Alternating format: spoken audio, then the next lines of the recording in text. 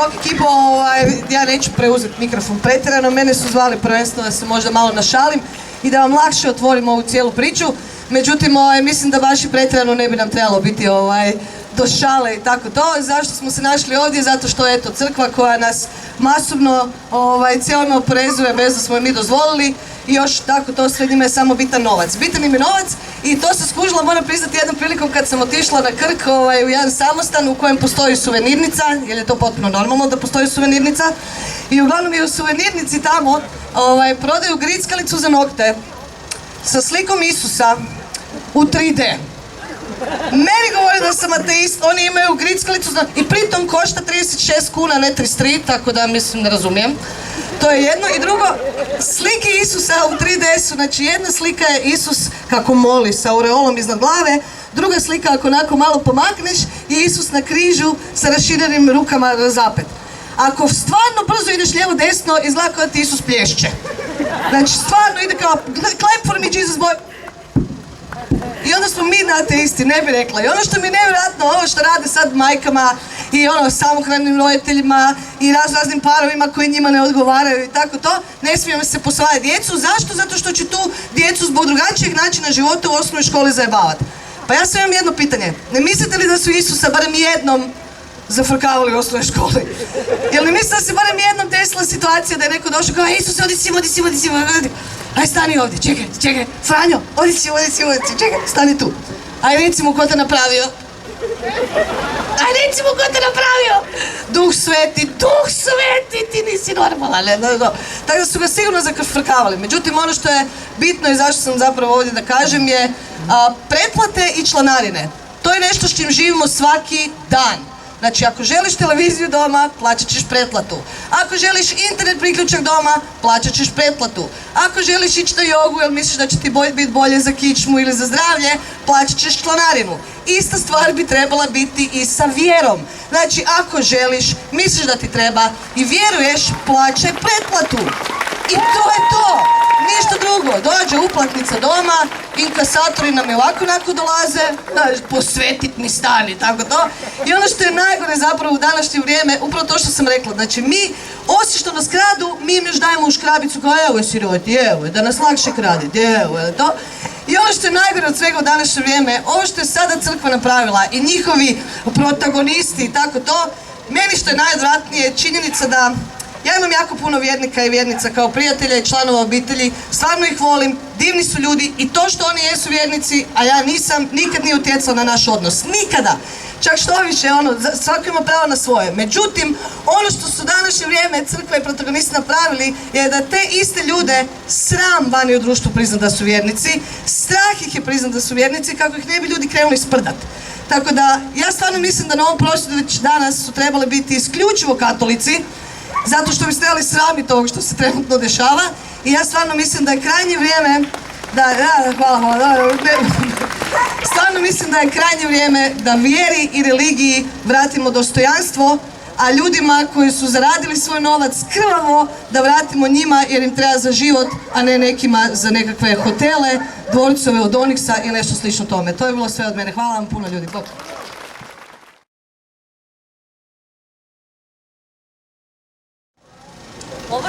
Ovo što imam u ruci, ovo je fotokopija dijela iz udžbenika za 8. razred udžbenika iz vjeronauka. I voljela bih vam pročitati jedan odlomak iz njega. Dakle, ovako kaže. Ateizam znači bezbožstvo, dakle odgajanje bez Boga. Tvrde da je to izraz napretka. Iz iskustva najnovijih događanja znamo da se bez Boga i protiv Boga ne odgaja plemenite ljude, a vrlo često se odgaja takve koji su stvorili Auschwitz. To uče vašu djecu na vjeronauku. To crkva uči vašu djecu da su zla, da su ateisti i agnostici i u principu svi ne katolici, za njihove pojmove zli i odgovorni za Auschwitz.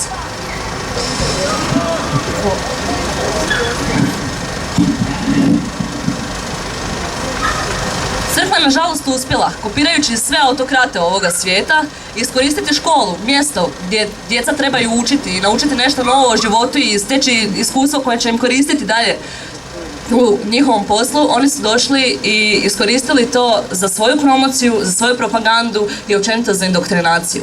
Nažalost, ovo se ne događa isključivo na vjeronauku. To se događa na nastavi hrvatskog jezika. Događa se na satovima biologije i na satovima povijesti. Pogledajmo samo kako su htjeli iskoristiti kurikularnu reformu, odnosno bojkotirati istu, kako bi uvrstili u školske programe svoju propagandu i svoje stavove. Oni to nisu uspjeli isključivo zbog odlučnosti građana koji su 1.6. tamo čekali tramvaj i koji su se odlučili boriti za budućnost svoje djece. Vidite, u ovoj navodno sekularnoj državi mi svakodnevno svjedočimo primjerima kada se katolička crkva pokušava miješati u naše živote neovisno o tome, bili mi vjernici ili ne. Meni su još uvijek vrlo friška sjećanja iz 2013. godine kada je u Ustav Republike Hrvatske uvrštena definicija braka kako je vidi crkva i njezine satelitske organizacije. Vidite, nije samo LGBT zajednica bila na njihovom udaru. Pogledajmo što se upravo u ovom trenutku na razini cijele Hrvatske događa pred bolnicama i po novome u bolnicama. Žene su im se našle također na meti.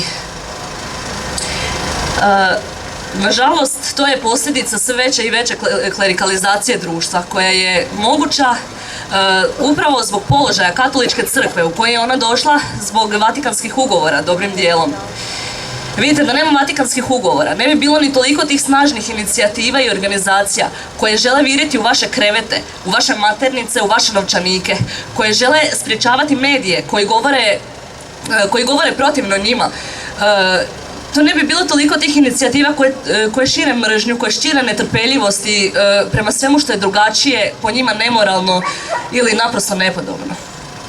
Problem s Vatikanskim ugovorima i nije isključivo ovaj financijski aspekt koji se možda najviše ističe, jer ogromne količine našeg zajedničkog novca se daje upravo preko njih katoličkoj crkvi.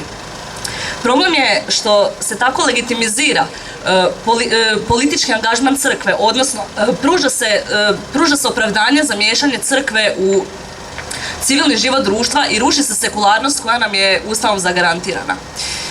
Ja sad stojim ovdje i pitam se kada su to vjernici i katolički aktivisti zaboravili na citat iz Svetog pisma, a to je Caru carevo, Bogu Božje.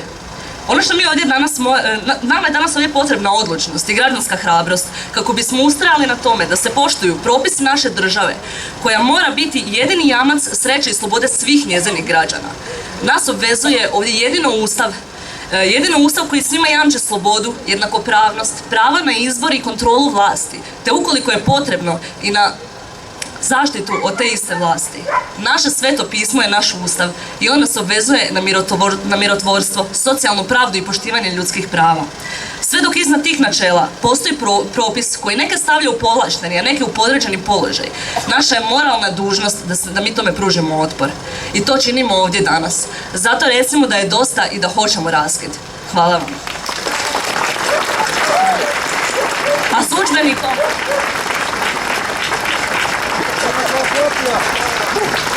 Sekularna država nije antireligijska, antivjerska, niti antiteistička država.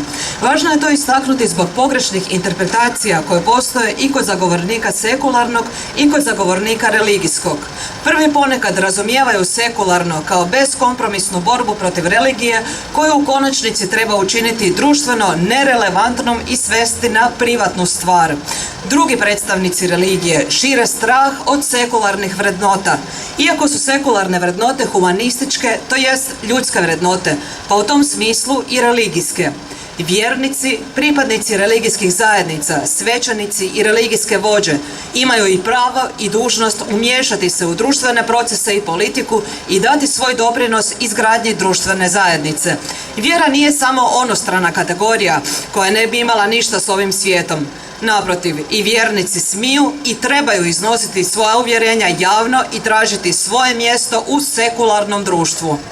U škole bi trebalo uvesti obrazovni tip vjeronauka, predmet u kojem bi se znanstveno i ideološki neutralno govorili o svim religijama i svjetonazorima u svijetu.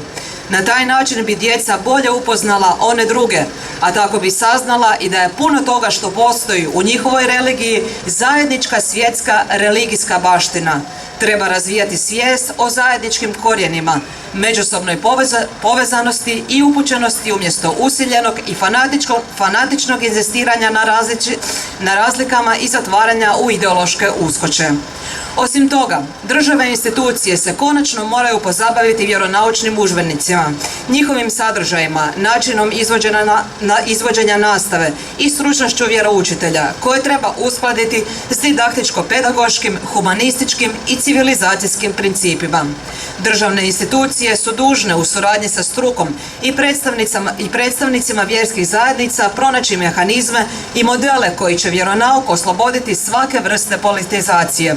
U suprotnom, konfesionalna, to jest vjerska pouka, će i dalje biti u ideološkoj funkciji fundamentalističkih, sektaških, vjerskih i nacionalnih geto mentaliteta za indoktrinaciju i traumatiziranje najmlađih u antihumanističkom duhu sa sustavnim demoniziranjem drugih i drugačijih. Vjeronauk ne smije skliznuti u indoktrinirani pseudoobrazovni mračni svijet obaveznog školovanja koji bi u režiji arogantnih i autoritarnih vještih manipulatora suspendirao kritičko razmišljanje, a djecu regrutirao u slijepe poslušnike vjerskih ideologa i potencijalne fundamentaliste budućnosti, štovatelje nakaradnih bogova iz vjeronaučnih udžbenika. Upravo bi vjernici i predstavnici vjerskih zajednica da zaštite religijske simbole i svetkovine od profanacije i politizacije morali biti protiv sprege vjerskog i političkog, dakle i protiv toga da se vjerski blagdani slave kao državni, protiv toga da u javnim institucijama vise vjerski simboli. Sve kad bi bilo moguće vjerske simbole svih vjera i vjerovanja izvjesiti u javne institucije, vjernici bi morali biti protiv toga. Onako kako svete prostore ne bi trebalo profanirati, što je čest slučaj u našim svetištima, tako ni javne prostore i institucije ne bi trebalo pseudo-religizirati. U svezi s tim ima i jedna subverzivna zgoda. Iz evanđelja u koji Isus istjeruje trgovce iz hrama, koji su sveto mjesto pretvorili u veliko trgovište i buvljak. Danas bi vjerojatno Isus pobacao sve križeve obješene na neprikladnim mjestima, porušio one koji su postavljeni da prkuse drugima i bićem rastjerao one koji su ih postavili, prije svega svećenike. Radila sam u jednoj osnovnoj školi. Ma šta jednoj, radila sam na toliko zamjena u školama da ih ne brojim. Predavala sam matematiku i informatiku. Informatiku, znate, to vam je onaj predmet nešto kao vjeronauk u Hrvata, izborni predmet, jeli?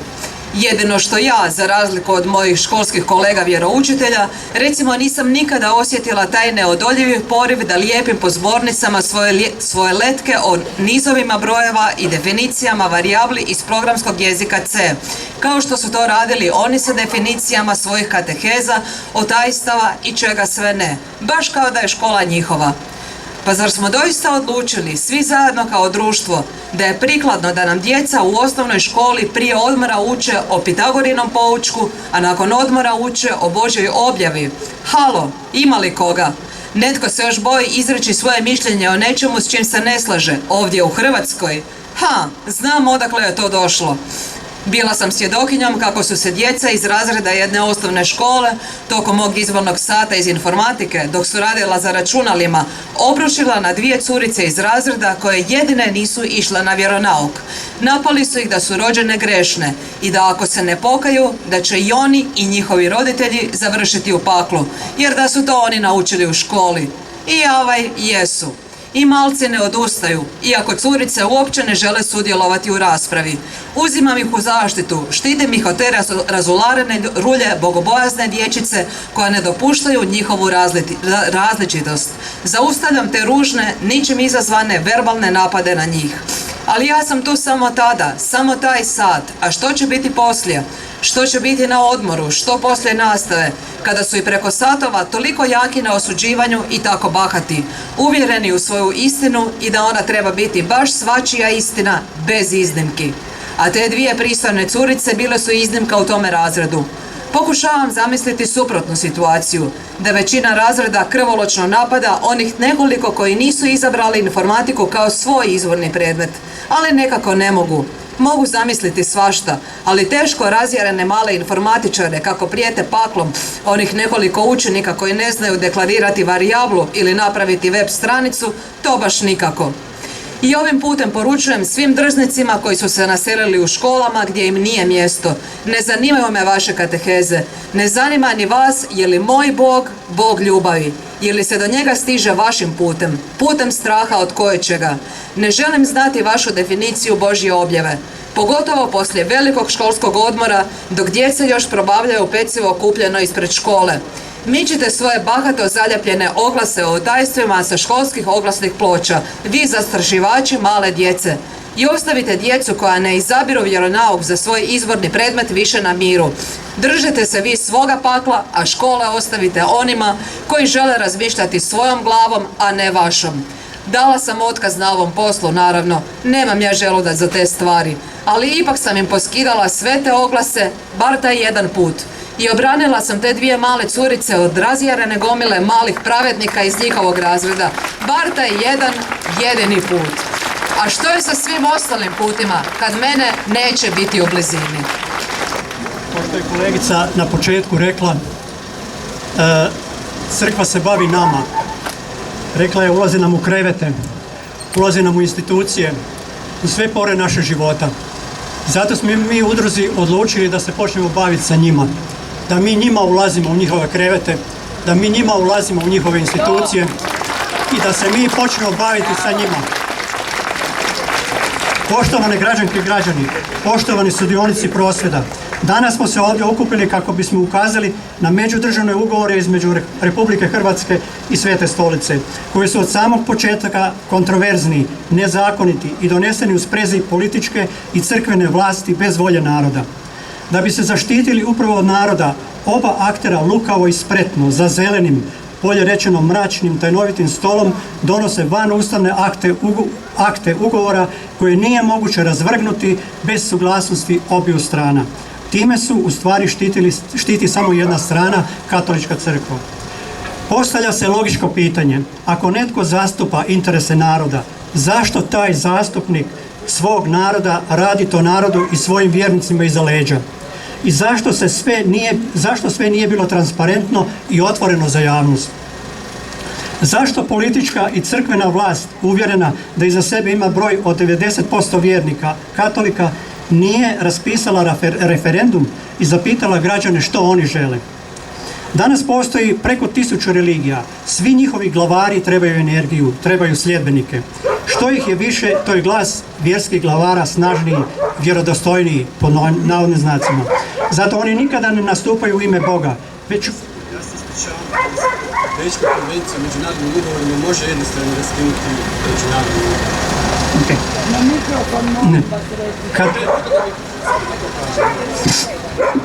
Samo bi ispravio, kako se zove, svaki međunarodni ugovor se može raskinuti temeljem Bečke konvencije o međunarodnim ugovorima ako krši barem jedan važan domaći zakon. Dakle, potpuno jednostrano, bez ikakvog problema. Hvala.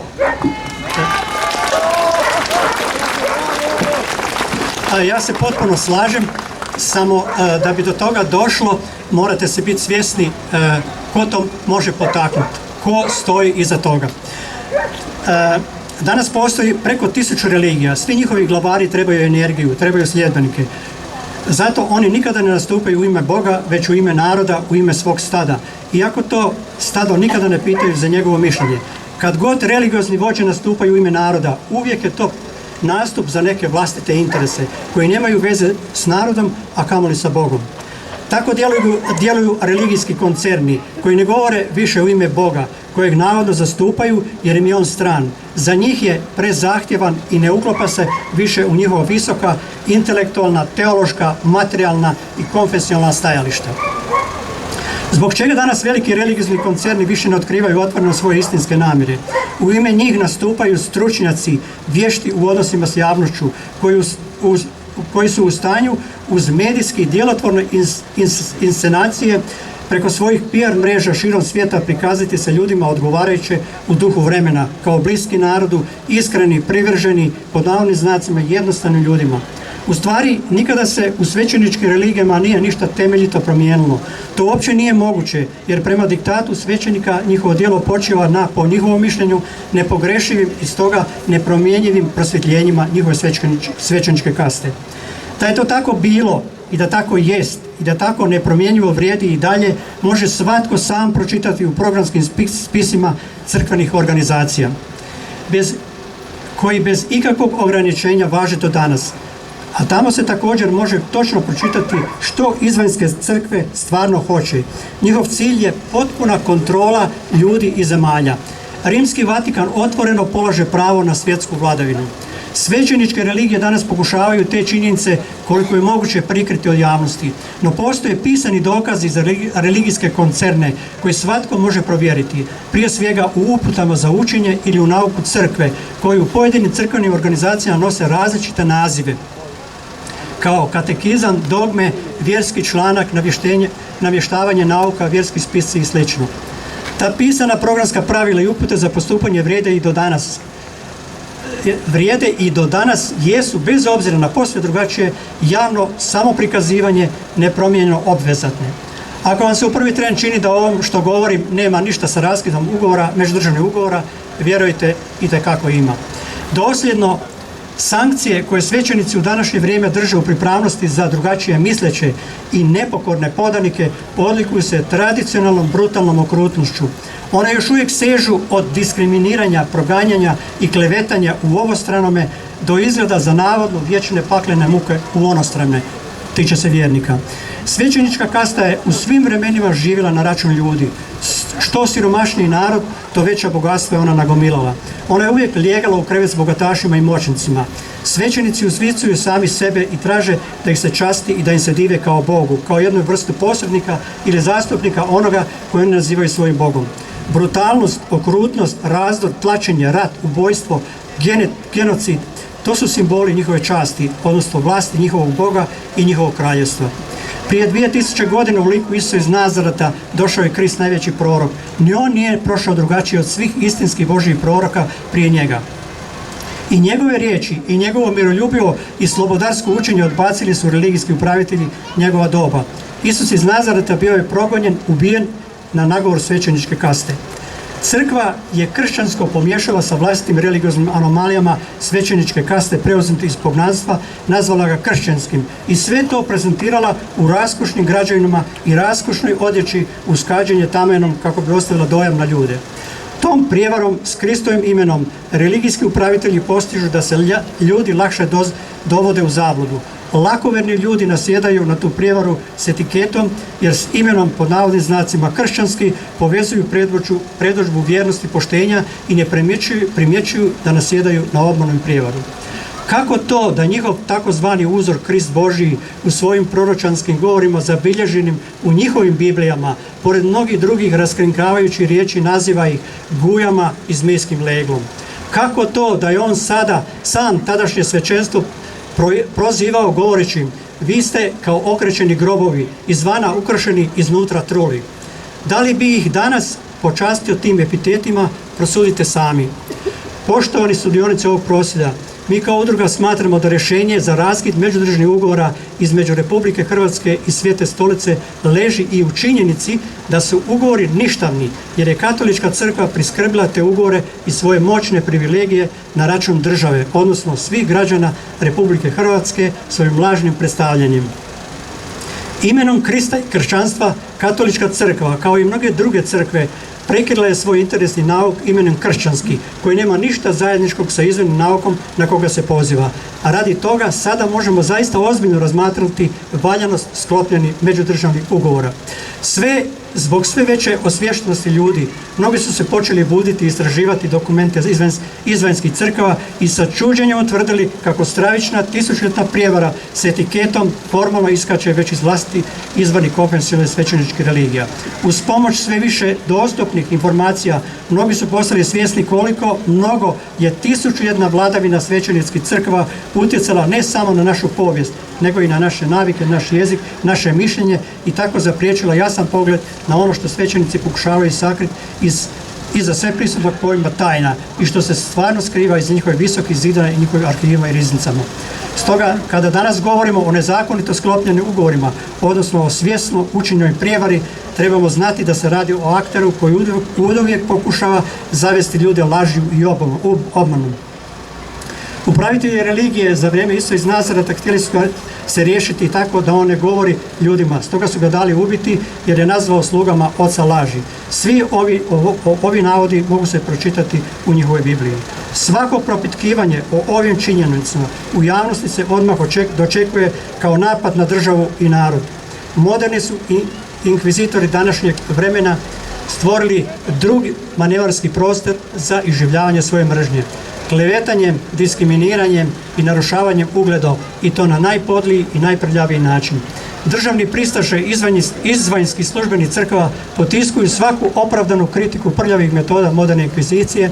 Tim više je zanimljivo koliko prostor crkva i njeni protagonisti dobivaju u javnom medijskom prostoru, kad se zna da se radi o podloj prljavštini klerikalnih stručnjaka za diskreditaciju.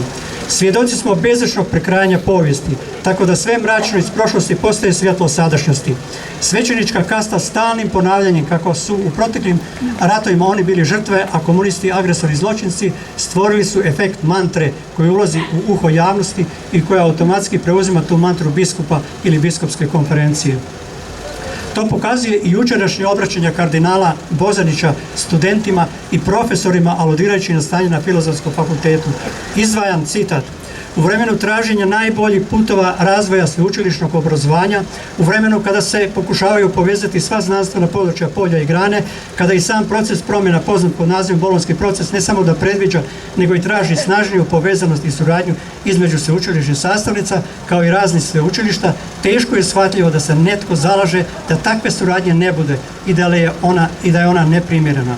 Nisu to stavovi koji su prožeti istinom i plemenitom gorljivošću kakva je potrebna hrvatskom društvu, rekao je kardinal Bozanić, dodaši kako se iz ideološke nesnošljivosti jedno znanstveno polje pokazuje kao neprihvatljivo za sveučilište.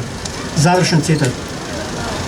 U postupcima koji nisu vođeni istinom, ovakve poslanice crkvenih dužnosnika u stvari su upute vlastima što treba poduzeti. Tempirane su točno u određeno vrijeme i sa određenih svetkovina. Tako ta poruka sada dolazi sa euharistijskog slavlja, sa zazivom Svetog Duha na početku sveučilišne akademske godine, naslovljeno na novo formiranu vlast. Mantra komunističke pojavlja se uvijek kad se treba ostvariti neki crkveni interes, te istodobno svjesno prikrivanje vlastitih prijevara i zločina. U kratkom vremenu vjerski poglavari stvorili su sliku svetosti putem koje preko spretno, lukavo sklopljenih međudržavnih ugovora sa Republikom Hrvatskom mogu ostvariti još uvijek i žele dalje ostvarivati preko svojih vjernika ogroman utjecaj u politici, kulturi, obrazovanju, vojsci i gospodarstvu. I na kraju da rezimiramo. Međudržavni ugovori i sve iz njih proizašle materijalne i duhovne stečene vrijednosti koje crkva danas obilato na račun svih građana konzumira postaju ništavni, budući se crkva lažno ogrnula kršćanskim ogrtačem, a ispod njega na sve strane vrište katoličke vrednote koje osiromašuju pojedince i čitavo društvo. Time ona gubi legitimitet onog faktora u društvu koji si je lažnim predstavljanjem priskrbila. Znamo da se crkveni poglavari trude svi silova tragove svojih prijevara i zločina sakriti, no to jednostavno više nije moguće. Pandorinu kutiju više nije moguće zatvoriti. Još jednom, ključ raskida međudržavnih ugovora i vraćanja stvarnog digniteta sekularne države Republike Hrvatske leži između ostalog u upravo navedenim činjenica koje svatko tko i malo teži analitičkom duhu otvaraju vrata istine. Hvala. Ovdje smo se okupili da iskažemo našu privrženost ideji sekularizma i sekularne države, kao pouzdanog garanta temeljnih ljudskih prava svakog čovjeka i ishodište slobode i tolerancije za svakog pojedinca i za društvo u cjelini. Sekularnost nikoga ne ugrožava niti diskriminira, jer štiti pravo svakog vjernika da ispovijeda svoju religiju i pravo svakog čovjeka na vlastiti svjetonazor, neovisno o tome uključuje li on ideju nadnaravnog ili je ne sadrži. Princip sekularnosti i sekularno određenje države u Hrvatskoj su ugroženi i stoga na to smatramo potrebnim upozoriti i upozoravati. Pritisci dolaze od strane katoličke crkve i desnih neokonzervativnih politika.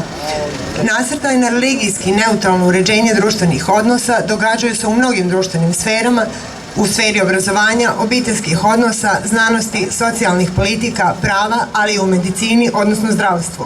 Upravo zbog prodiranja klerikalizma u medicinu nastala je naša inicijativa liječnika za reguliranje prava na priziv savjesti u medicini, koje se pridružuju ovom prosvjedu za raskid Vatikanskih ugovora i za izgradnju sekularnog karaktera Hrvatske države, te za očuvanje znanstvene medicine i medicinskog profesionalizma. Pravo na priziv savjesti u medicini pokazuje se kao vrlo rafiniran i vrlo uspješan kotač koji u medicinsku znanost unosi religijske postavke, a izbacuje znanstvene. S naslova osobne savjesti, koja se najčešće zaodjeva pravom na slobodu vjeroispovijesti, liječnici i drugi zdravstveni radnici dobili su pravo da odbiju obavljati standardne medicinske zahvate kada se to protivi njihovoj savjesti.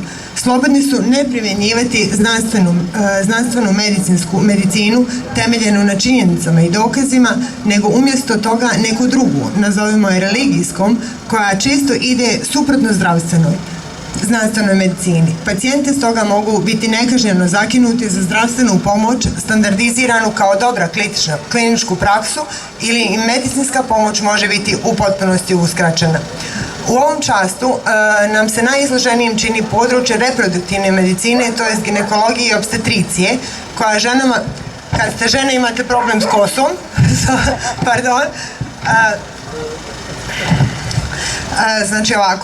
koje ženama pruža zdravstvenu zaštitu u reguliranju fertiliteta, trudnoći i porodu. Upravo u tom segmentu medicine vrši se snažan pritisak derogiranja spolnih i reproduktivnih prava žena, te ugrožavanje njihovog spolnog i reproduktivnog zdravlja i opće dobrobiti. Glavna meta napada je pravo žene da slobodno odlučuje hoće li ili neće rađati djecu, kada i koliko će djece roditi. Dakle, na njezino osnovno spolno i reproduktivno pravo, međunarodno priznato UN konvencijom o uklanjanju svih oblika diskriminacije žena iz 1979. godine. Kampanja protiv prava žena, a u ime prava fetusa koji izvan i bez te iste žene uopće nije sposoban živjeti, u svijetu i u Hrvatskoj vodi se već desetljećima od strane Katoličke crkve.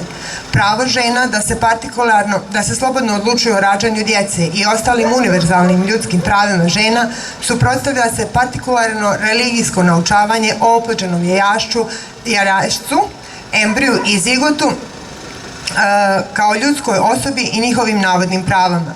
Pritom se manipulira emocijama i pseudoznanstvenim tvrdnjama, a prešućuje činjenica da u međunarodnom humanitarnom pravu zigota, embrio ili fetus u ženinoj maternici nisu subjekt prava, nego to postaje čovjek časom rođenja. To stoga što u svijetu danas ne postoji konsenzus o početku ljudske osobnosti ili početku ljudskog života, niti na znanstvenoj, niti na filozofskoj, a niti na teološkoj razini, što je još jedna činjenica koju zagovornici prava fetusa zaobilaze ili lažno podmeću vlastiti partikularni religijski stav kao opće prihvaćenu istinu. Pri tome, zagovornici prava zigote, embrija i fetusa na krajnji mizogini način koji karakterizira vjekovni odnos mnogih religija prema ženama potpuno ignoriraju i odbacuju tek nedavno teško stečena ljudska prava žena. Kad razgrnemo slatkorječivost s kojom se licemjerno obraćaju ženi kao dragocjena si, kraljica si, posebna si, ona bi po njima trebalo ponovno postati samo stroj za rađanje, fetalni kontejner, ne osoba.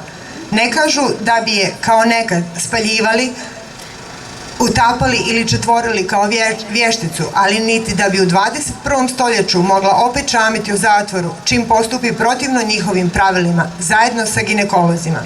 Do sada postignuti učinci ataka na temeljno ljudsko pravo u Hrvatskoj su da u 6 od 28 ovlaštenih ginekoloških ustanova već otprilike 2 godine se odbijaju obavljati legalni pobačaji zbog priziva savjesti svih zaposlenih ginekologa opstetričara, te prizivanja na savjest čini se 75% ginekologa. Otežana je dostupnost sigurnog i medicinskog pobačaja, odbija se propisivanje hormonske kontracepcije, postavljanje spirala i proširena je stigmatizacija i difamacija kako žena, tako i liječnika koji pobačaj vrše. Uz to, neki počinju zazivati uvođenje pravosudne i medicinske prisile nad trudnicama i rodiljama po uzoru na već postojeće pretežno američke prakse. Primjeri su recimo prisilni carski rez, prisilne operacije na trudnici radi liječenja fetusa, kažnjavanje trudnica zbog određenih životnih navika, kriminalizacija žena zbog nepovoljnih ishoda trudnoće kao što su spontani pobačaj, mrtvorođenost i sl. Četvrt stoljeća iščekivani pravorijek Ustavnog suda o ustavnosti zakona o zdravstvenim mjerama za slobodno odlučivanje o rađanju djece još je jedan način za difamaciju pobačaja. Stvara se fama da bi Ustavni sud mogao srušiti 38 godina važeći zakon, dobar zakon, i zabraniti pobačaj, iako je to vrlo malo vjerojatno.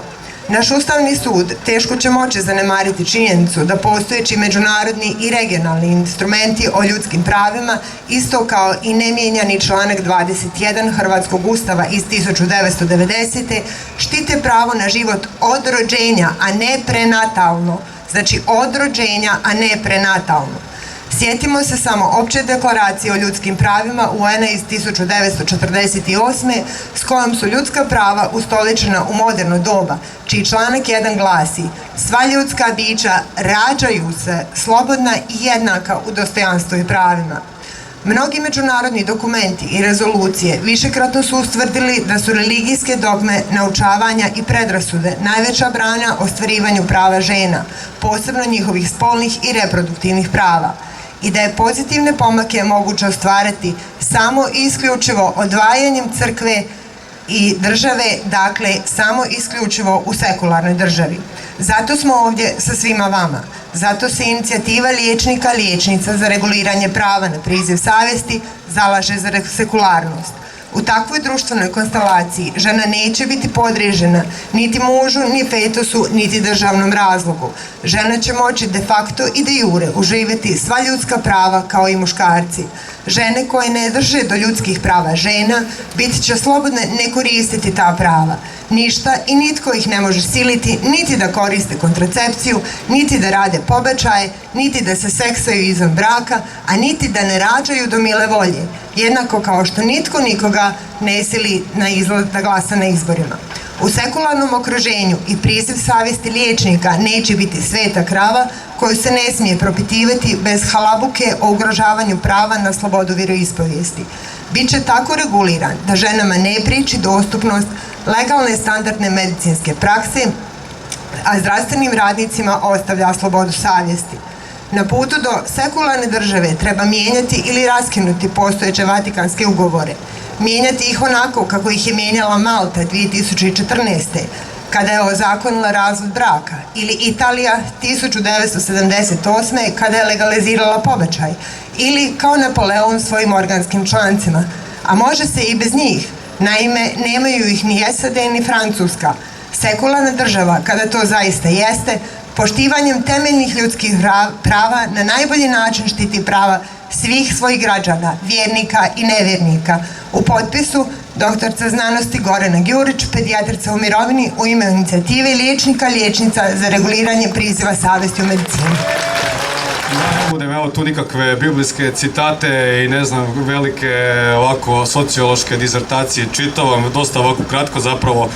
Želim samo reći da svima nama što smo danas ovdje se okupili i svim onim ljudima što podržavaju ovu ideju, ali nisu mogli ili nisu htjeli doći na ovaj skup, je jasno kako isti ovi Vatikanski ugovori zapravo nemaju nikakvog smisla ako nam je kako individualno, tako i društveno uistinu do suživota i onog progresivnog društva koje se kreće ka smjeru gradnje civilizacije i vrijednosti iste direktno demokratskim metodama, kao što to djelujemo i svi okupljeni ovdje sada. Budući da ovakvi ugovori i na papiru i u praksi privilegiraju isključivo jedno vjerovanje te isključivo takozvanu moralnu pravednost jedne oligarhijske i dogmatične institucije, te kao takvi ti ugovori mogu tu progresivnu gradnju civiliziranog i direktno demokratskog društva samo uništavati, kako na papiru, tako i u praksi. No, ono što primjećujem da većini nas okupljenima oko ove teme i dalje još nije u potpunosti jasno, jest to da ukoliko se kolektivno i aktivno u skladu sa vlastitim naravno zahtjevima i mogućnostima također i ne udružimo u direktno demokratske i progresivne lijeve ekonomske i političke opcije, ovakvi se protucivilizacijski ugovori neće raskinuti sami od sebe. A ovi prosvjedi ostaće obilježeni u povijesti samo kao propali pokušaj borbe za neko bolje i pravednije društvo. Ja vas tu sada sa ove točke ne pozivam da se sa tim mojim istim smatranjem trebate ili ne složiti, već samo da malo promislite svojom glavom kako ovaj veliki državni i društveni problem riješiti i u njegovoj, kako da kažem, praksi. Da se pritom ne stvaraju sad neke nove žrtve i neki novi mučenici, nego da se stvara ta radost suživota u svoj njezinoj različitosti. A to se neće dogoditi ako se nastavite prije svega bojati izraziti i praktičnim prijedlozima, primjerima i idejama i kroz te praktično direktno demokratske opcije. Stoga ljudi, aktivirajte se, nemojte samo da ovdje bude samo sad smo mi došli na prosvjed pa sad će se tu nešto sad riješiti samo od sebe, sad ćemo mi samo tu potpisati peticiju i to je to, mi smo sad napravili sve što možemo.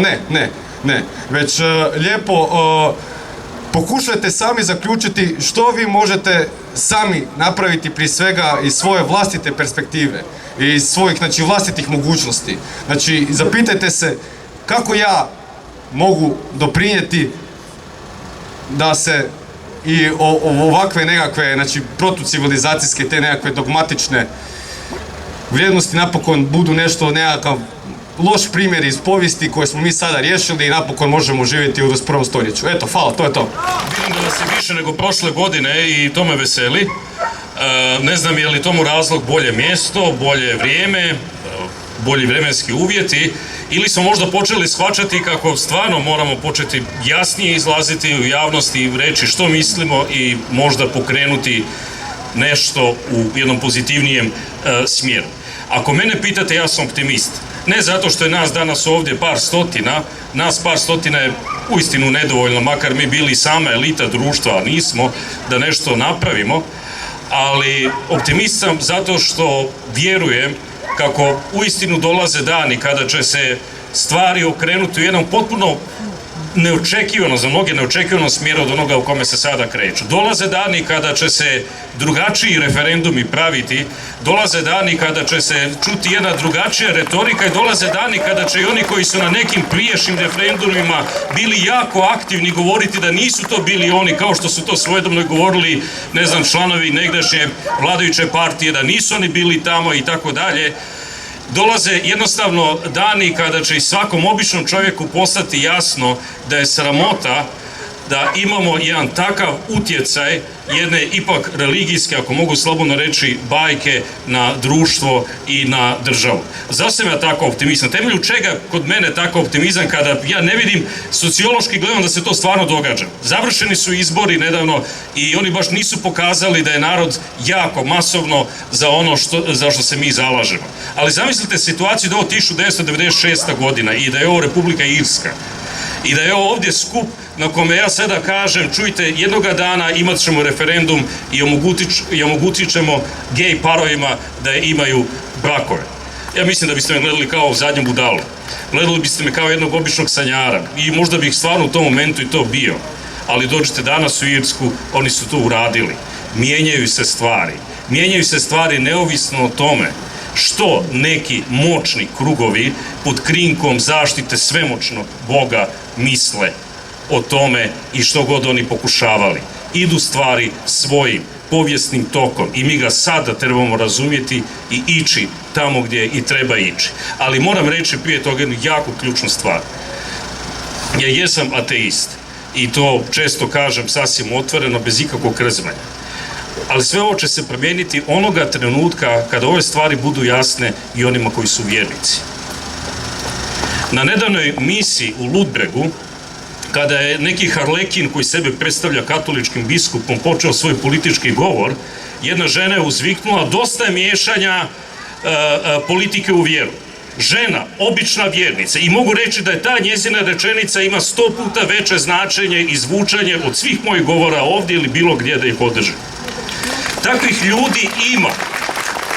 Takvih ljudi unutar svake crkve ima i njih je sve više. Ja takve ljude osobno i poznajem, ne pričam nekakvim bajkama. Bio sam na kraju krajeva svojedobno i pastor Adventističke crkve. Mi smo pravili tada ugovor sa državom, jer sve vjerske zajednice praktički su to napravile, i kada je tadašnja vlada, koja je bila dosta liberalna, ponudila nama da iz državnog proračuna dolaze plaće pastorima, a vjerujte mi da bi u proračunskom smislu nama to tada jako puno značilo, odbili smo s riječima da pastore, svećenike i sve ostale trebaju financirati njihovi vjernici.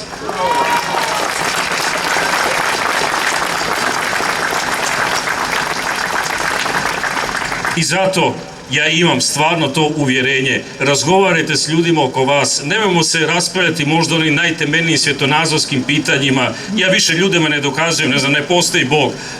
Znate, ako netko to misli, njegovo je pravo, teško je te stvari izbaciti iz nečijih glava, ali dajmo da svima nama sjedne, i političarima i običnim ljudima, a i mnogima u crkvi će to itekako sjesti, da se crkva i država trebaju odvojiti, da mi možemo imati i sporazume i razne druge oblike suradnje između države i vjerskih zajednica, ali nikada više ovakav ugovor. Hvala na pozornosti. Od svojih prethodnika, ja u Boga vjerujem. Vjerujem u Boga, ali ne u popa. Ja Bogu zahvaljujem što sam danas na ovom mjestu, što vama mogu govoriti kao njegovo dijete. On me oslobodio droge, on mi dao mir, on me sačuvao u ratu. Prvi sam ušao kroz okupirane Okučane, prvi sam ušao u Vukovar.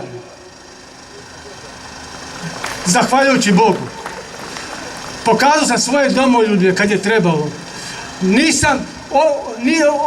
Prestao sam, iako sam kao rimokatolik rođen, prestao sam ići u crkvu od 10. godine zato što me htio pop moj naguzit. To vam otvoreno govorim, to sam u knjigi svoje napisao. Imam 4 djece, 3 idu u školu. Morao sam ići kod Jelavićke naše pravobraniteljice da je oslobodi vjeronauka. Sram ove države bilo. Ovaj Babilon, država i crkva, ne može, politika i crkva ne mogu jedno bez drugoga funkcionirati. Sram je bilo da je sram bilo. Naši gradonačelnici, oni su ministranti popovima, a popovi su gradonačelnici. Evo, to se vidi kod Milana Bandića. Do nedavno sam ga hvalio, sram ga bilo šta radi ljudima na Stavici. Sram ga bilo. Mojoj ženi koja ima 4 djece i maloljetne, ne da ono što je napisao da bude odgajatelj. Zašto? Zato što sam jebao mater kardinalu, jebem mu i sad mater, i njemu i Bandiću. Boga blagoslovi. Na vješalima, suha kao prut, na uzničkom zidu, zidu srama. Te stihove koristio Matoš u svojoj pjesmi 1909. da opiše kako je Hrvatska izgledala tada. A tako se i ja osjećam sada i danas u vezi svog fakulteta. Poštovani i poštovane, obraćam vam se kao studentica Filozofskog fakulteta. Fakulteta koji je na udaru klerikalnih sila i trn u oku gigantu, katoličkoj crkvi. Gigantu koji se hrani zatomljivanjem svega sekularnog i sekularnih sloboda, jer upravo je sloboda jedino što ga plaši. Sloboda stvara kritičkog pojedinca, a kad se kritički pojedinci okupe u masu, tada padaju režimi, a s njime i autoritarne institucije. Stoga nije ni čudo da sa svoju oštricu, koju su davnih dana okretali ka Giordanu Brunu, Galileju i ostalim slobodoumnim pojedincima, današnjih dana okrenuli ka Filozofskom fakultetu. Fakultetu kojeg od ljubavi i sa punim pravom zovemo bastionom kritičke i slobodne misli sa intencijom da ga spoje sa njegovom čistom suprotnošću, katoličkim, bogoslovnim fakultetom. Te ga u toj suradnji polako liše njegove sekularne esencije. Mnoge institucionalne sile bile su uprte upravo ka tom smjeru, da filozofski srozaju i liše ga upravo onoga što ga čini toliko značajnim faktorom u današnjem društvu. I od njega stvore samo još jednu praznu olupinu koja bi pomagala religijskom indoktrinarnom aparatu, Sve radi jedne takozvane dobroćudne suradnje, radi nje bismo žrtvovali svoju mogućnost zapošljavanja te osnovnoškolske, srednjoškolske sfere podvrgli još većem procesu klerikalizacije.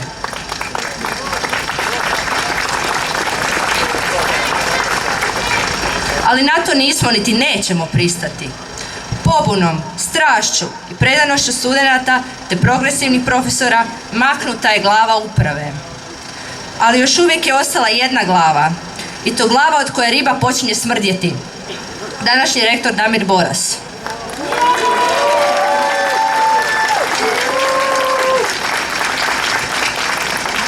Naš zmaj od Svetog križa i član Hrvatske paneuropske unije koji želi na sveučilište unijeti biblijske vrijednosti. Ali ne, nažalost, i onu biblijsku s kojom se u pozamašnoj mjeri kose i Vatikanski ugovori. A ona veli: caru carevo, a Bogu Božje.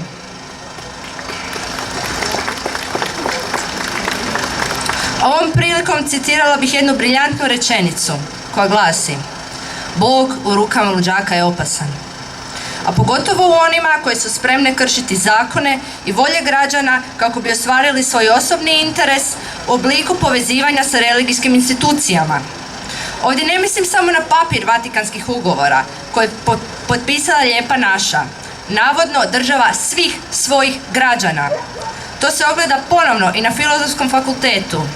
I to tako što je rektor, mimo svih naših zakona i statuta, uzeo sebi za časno pravo imenovanje v.d. uprave u kojoj, tko bi rekao, i osim Previšićeve vjerne garde završio i jedan Opus Deovac.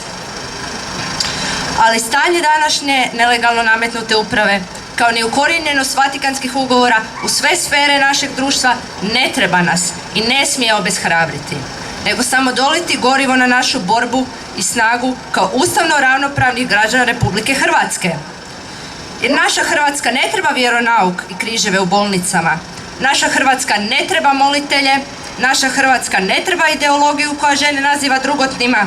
Naša Hrvatska ne treba egocentrika koji gomila nekretnine u megalomanskim razmjerima. Naša Hrvatska treba jaču demokraciju, viši životni standard i okolinu u kojoj pojedinci nisu uronjeni u strahovladu. Hrvatska treba društvo koje u prvi plan ne stavlja vjerske institucije, nego nas, svoga građanina. Jer naša država nije katolička crkva, kako se to nameće. Država smo mi i naša država su građani.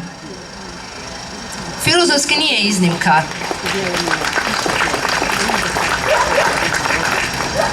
On je ogledalo svega ove što se događa u Hrvatskoj. Javne institucije i ostali fakulteti sustavno tonu u klerikalne šake. Imajte na umu, borbu za filozofski nisu počeli niti bolji, niti lošiji od vas, nego oni poput vas i vama u svemu ravni.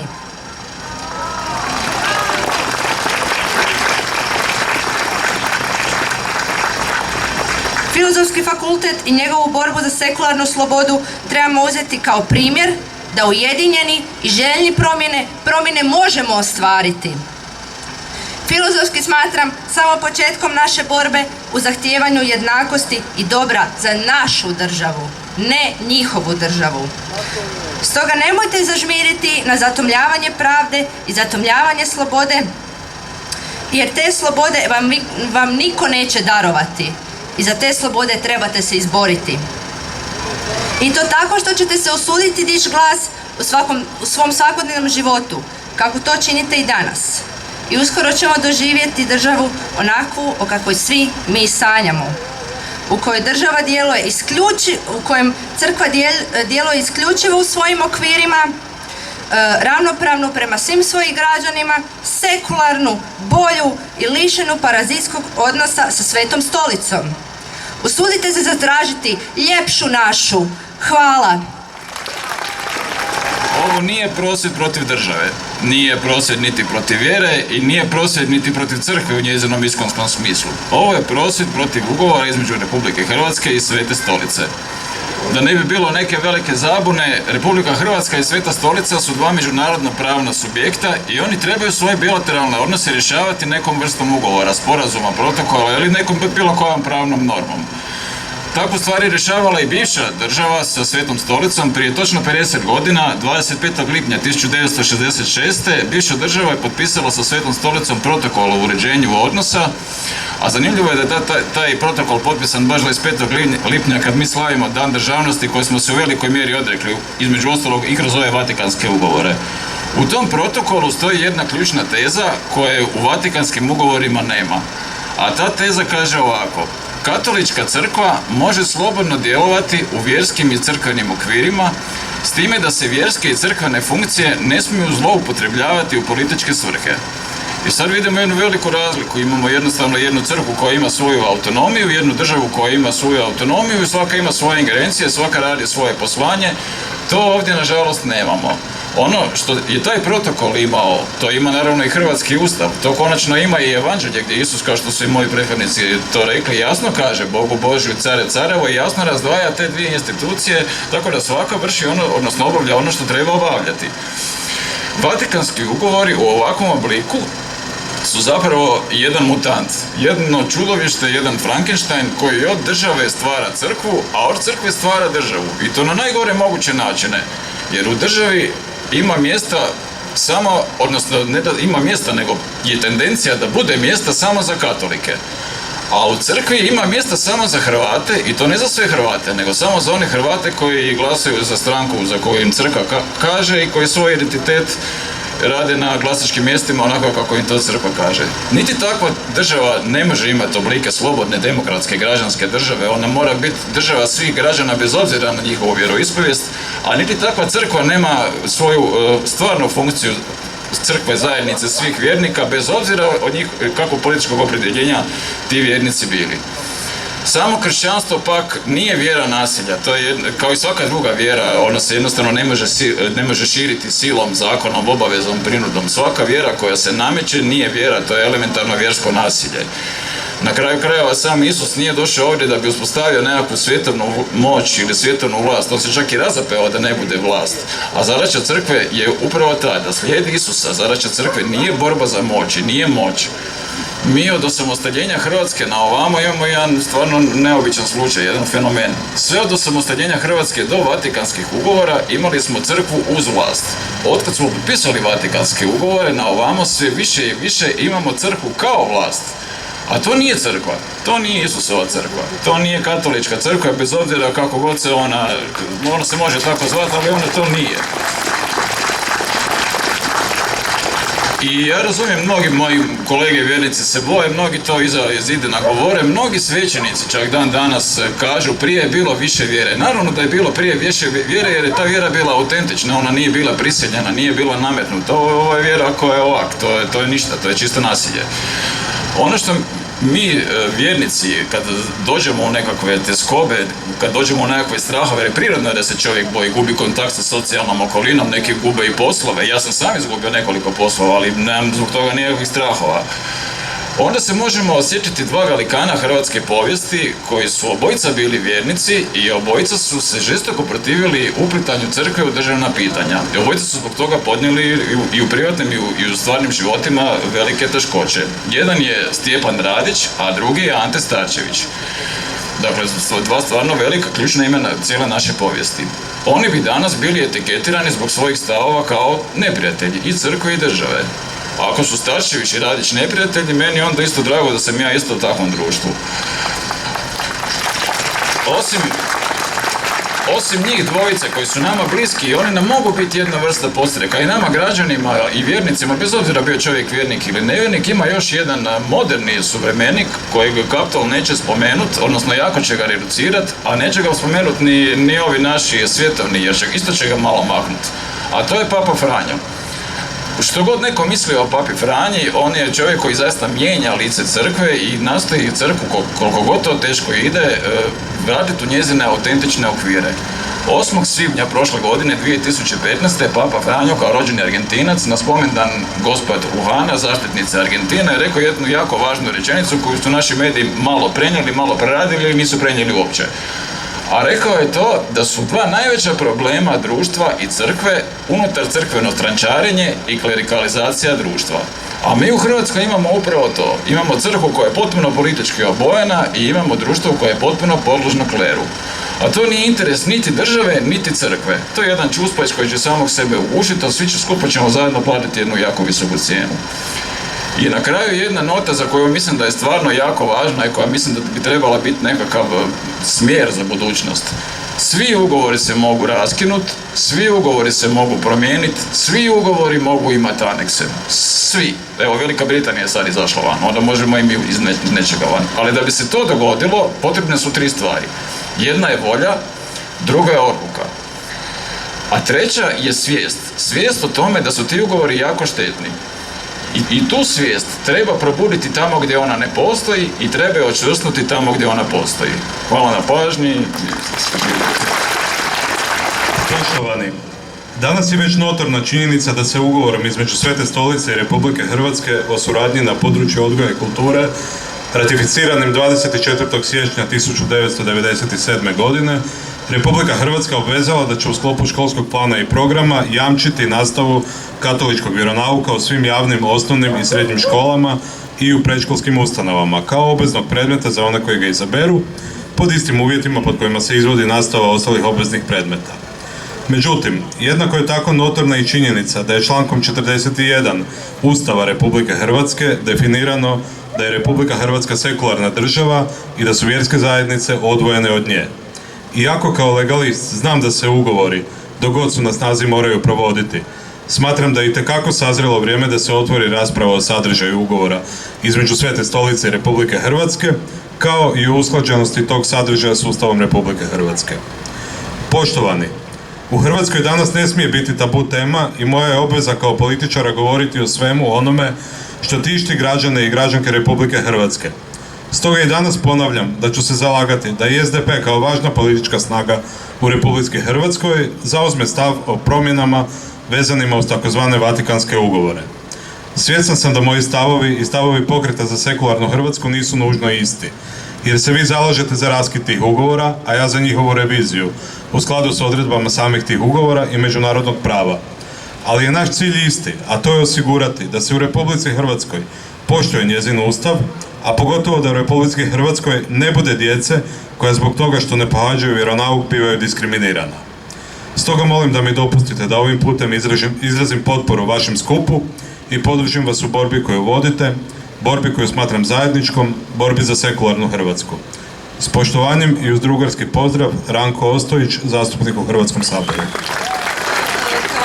Većina sekularista bezrezervno podržavam svačije pravo savjesti. Mislim da je to osnovno ljudsko pravo, da vjeruje ili ne vjeruje u što god želi po vlastitoj savjesti i upravo zbog toga mislim da su Vatikanski ugovori ne u službi realizacije prava savjesti svakog građanina, nego suprotno. Oni se pravdaju slobodom vjere, a zapravo rade protiv slobode savjesti. U njima piše da hrvatski građani većina hrvatskih građana pripada katoličkoj crkvi. Ja mislim da hrvatski građani ne bi trebali pripadati nikome osim sami sebe. Hrvatsku vlast niko nije nikoga ovlastio da može na temelju jedne statističke istraživanja kao što je popis stanovništva građane koji su se tako popisali kao katolici, neko drugo popisao, da ih izruči kao vlasništvo jednoj stranoj autokraciji.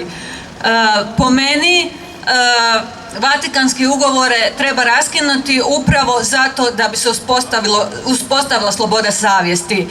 Novac koji mnoge u siromaštvu tišti, koji ide katoličkoj crkvi, nije samo novac koji se neće upotrijebiti za nešto korisnije, on se opet zlorabi za uspostavu političke moći, za organizaciju referenduma. Mi nema šanse da organiziramo takav referendum bez ogromnih sredstava.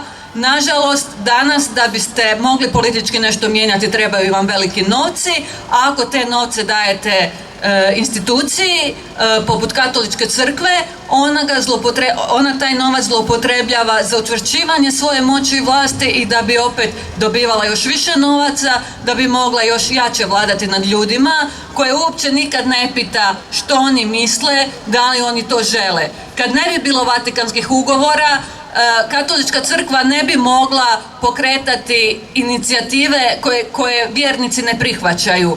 Vjernici bi mogli po svojoj savjesti platiti ono što podupiru, a mogli bi uskratiti potporu crkvi ako misle da ona tu potporu zloupotrebljava, ako misle da hijerarhija te stvari zloupotrebljava. Što se tiče institucija javnog obrazovanja, problem postoji od vrtića do sveučilišta, kao što vidimo.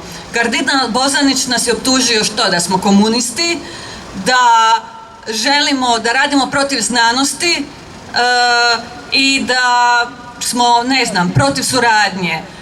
Ja nisam protiv suradnje, ja sam zaposlenica Filozofskog fakulteta, definitivno nisam protiv suradnje, ali jesam protiv toga da jedno javno sveučilište koje treba biti po zakonu i po ideji autonomije sveučilišta odvojeno od države, da istovremeno bude spojeno sa Svetom stolicom. Pa to je apsurd, onda treba biti odvojeno od svih država.